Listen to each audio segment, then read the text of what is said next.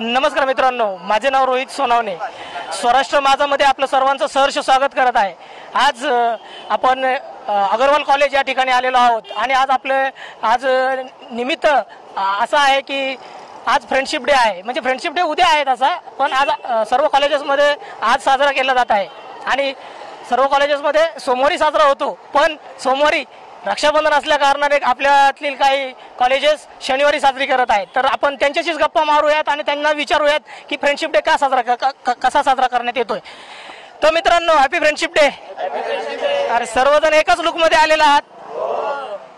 म्हणजे टी शर्टचा खर्च कोणी दिलेला आहे की तुम्ही आपापसात छापलेले आहेत? आपापसात का? म्हणजे तुम्ही फ्रेंडशिप डे पूर्ण जोरात साजरा करताय म्हणे, बरोबर ना?